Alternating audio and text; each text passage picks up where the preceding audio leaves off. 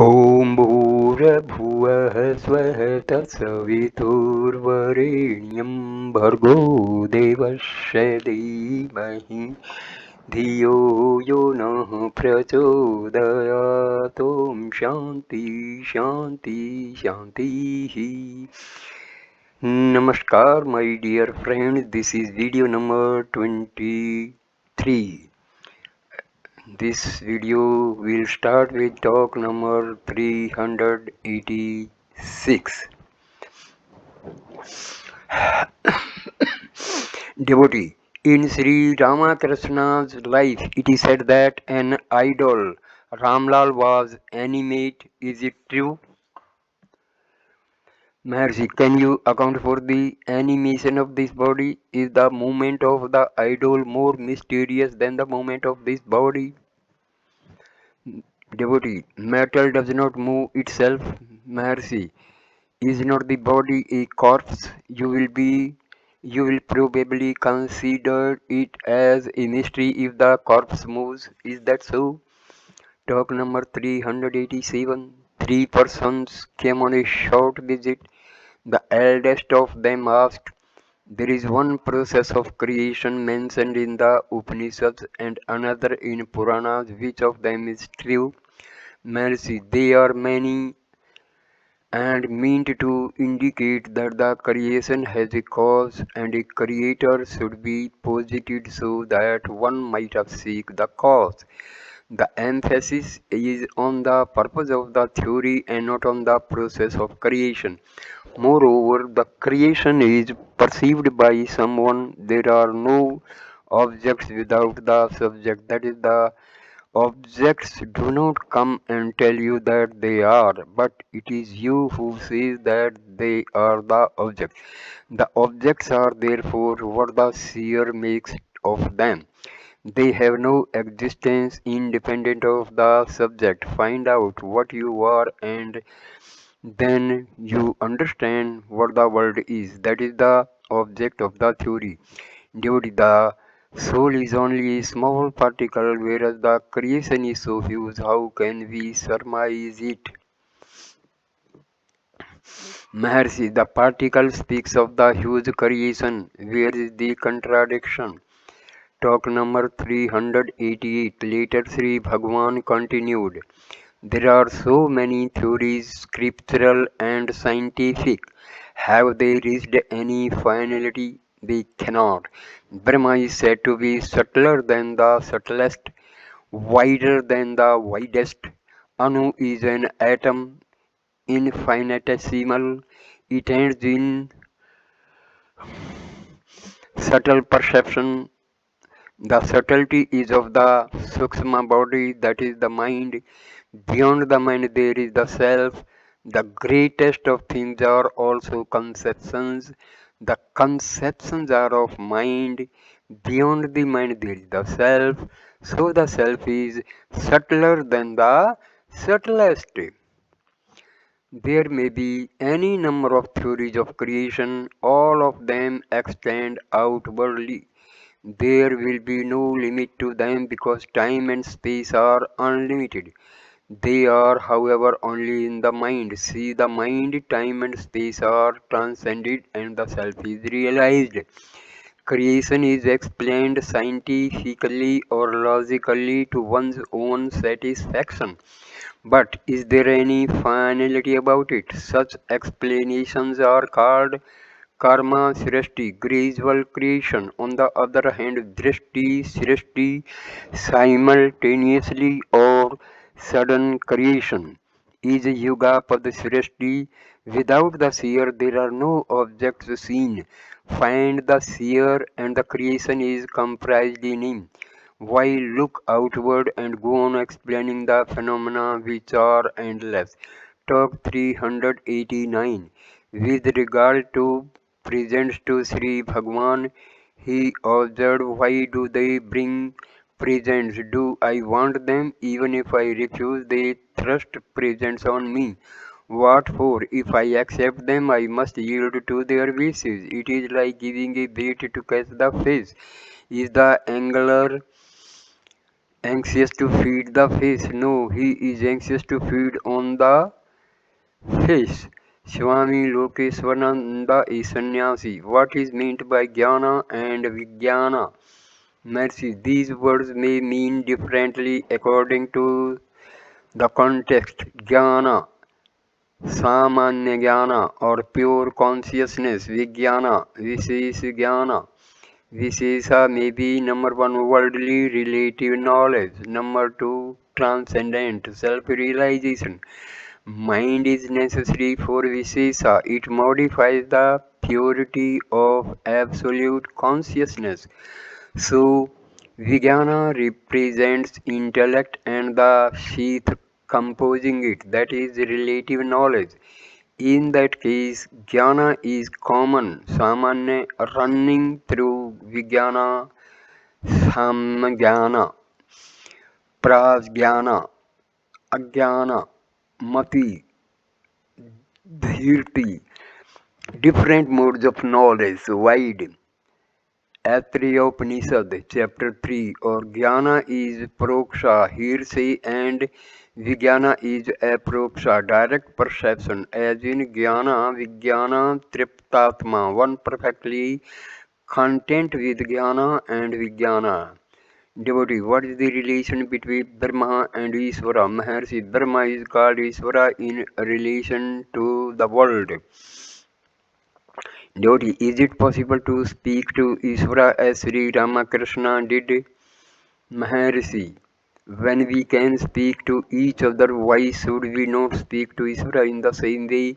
Devotee, then why does it not happen with us? Maharshi, it requires purity and strength of mind and practice in meditation. Devotee, does God become evident if the above conditions exist? Maharshi, such manifestations are as real as your own reality.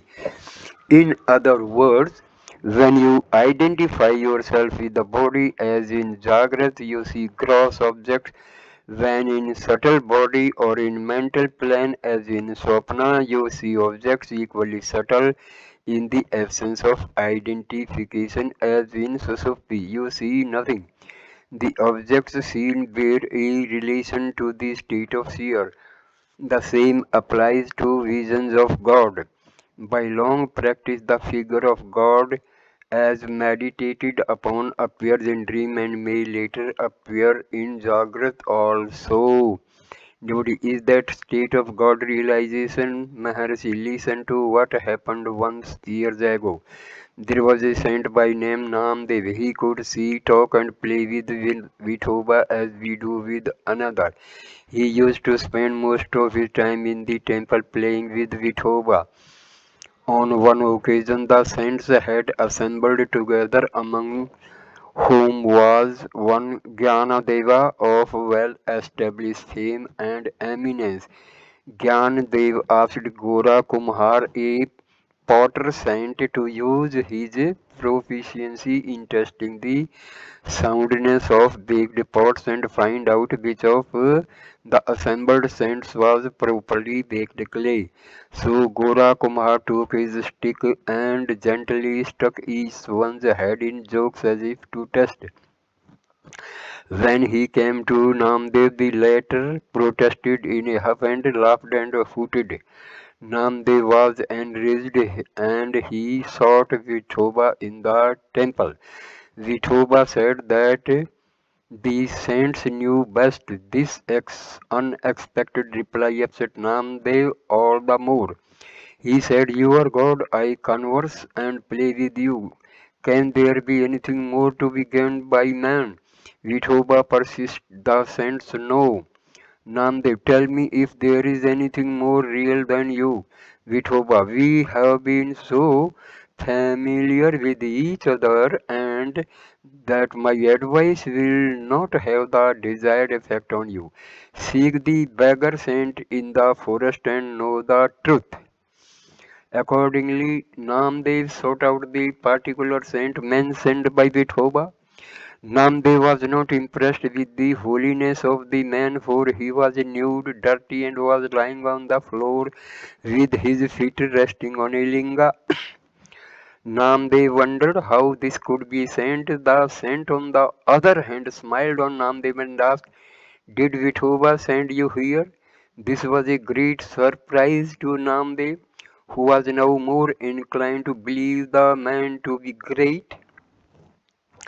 So Namdev asked him, "You are said to be saint, why do you desecrate the linga?" The saint replied, "Indeed, I am too old and weak to do the right thing. Please lift my feet and place them where there is no linga." Namdev accordingly lifted the saint's feet and placed them elsewhere, but there was again a linga below them. However, the feet were placed then, and there appeared a linga underneath.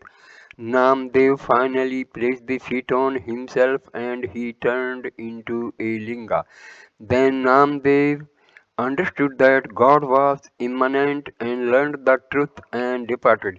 He went home and did not go to the temple for several days. Vithoba now sought him out in his home and asked why Namdev would not go to the temple to see God. Namdev said, "Is there a place where he is not?"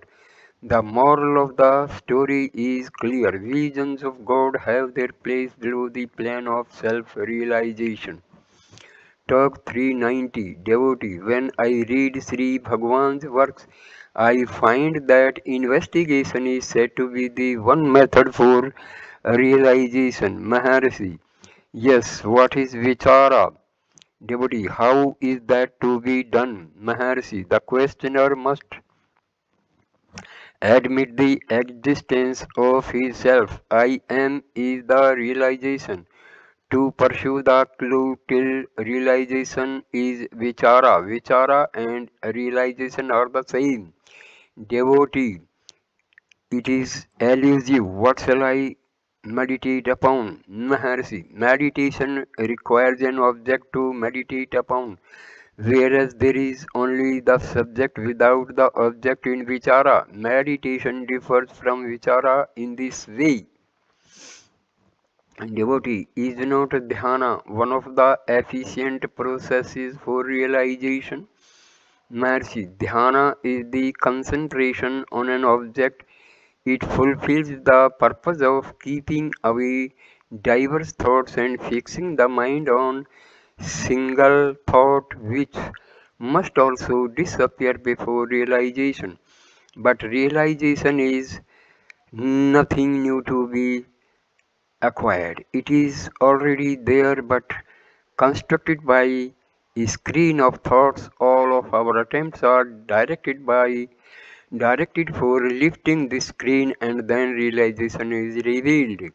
If a true seeker is advised to meditate, many may go away satisfied with the advice, but someone among them may turn ra- round and ask, "Who am I to meditate on an object?"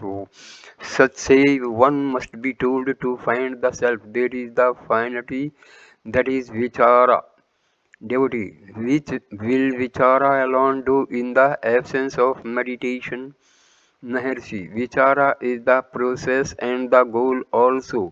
I am is the goal and the final reality. To hold to it with effort is vichara. When spontaneous and natural, it is realization. Talk number 391. The same sannyasi visitor Swami Lokesananda asked about samadhi. Maharshi, number 1, holding on to reality is samadhi. Number 2, holding on to reality with effort is savikalpa samadhi. Third, merging in reality and remaining unaware of the world is nirvikalpa samadhi. Fourth, merging in ignorance and remaining unaware of the world is sleep. Head bends but not in samadhi.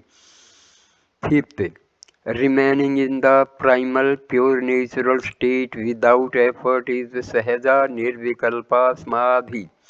Devotee,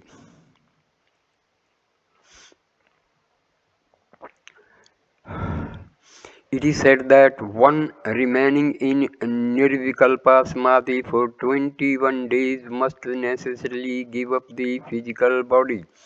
Mercy Samadhi means passing beyond the Atma Buddhi, I am the body idea, and not identification of the body with the self is a foregone conclusion. There are said to be persons who have been immersed in a nirvikalpa samadhi for 1,000 years or so.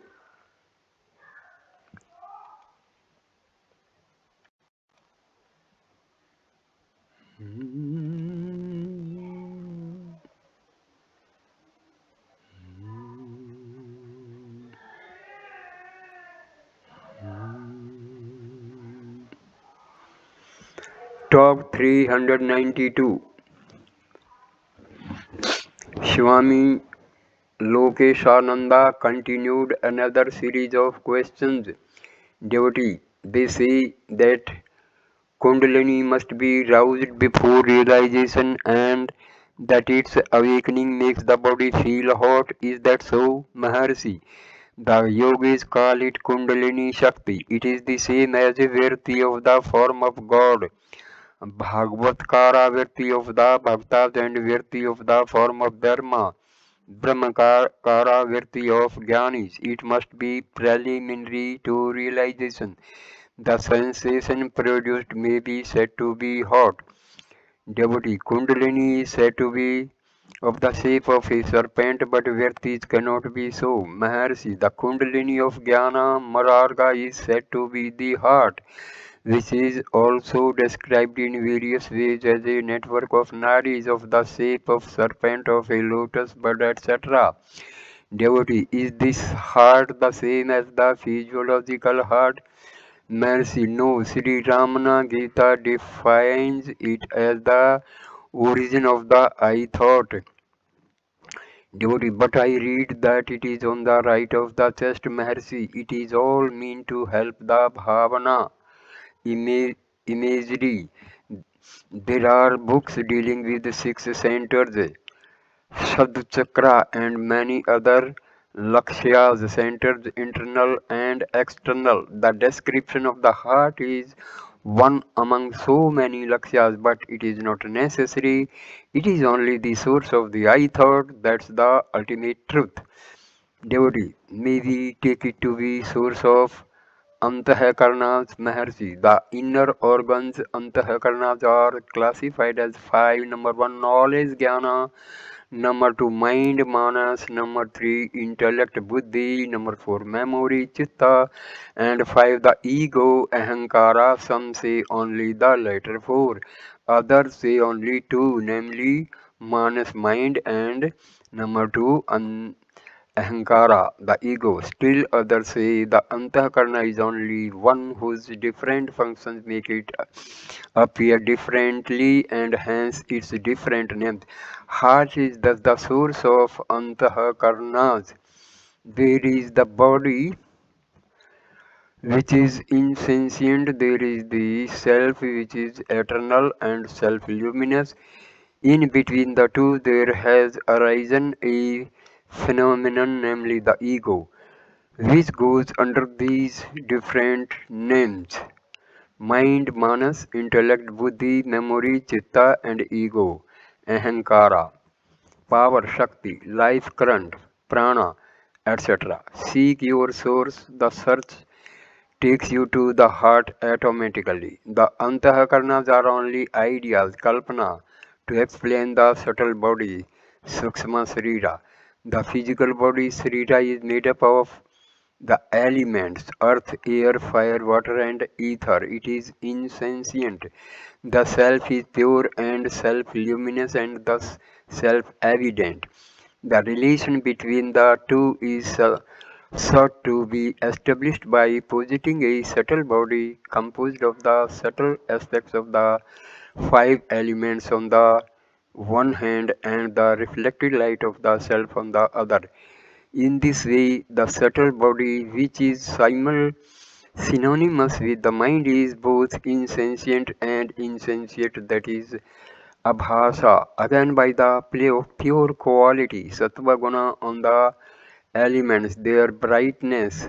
Sattva aspect manifest as the mind, manas, and the senses. Jnanendriya by the play of Rajas active quality and Raja active aspect manifest as life, prana and limbs. Karmendriyas by the play of dullness, tamas and tama dark aspect manifest as the gross phenomenon of the body, etc. Devotee.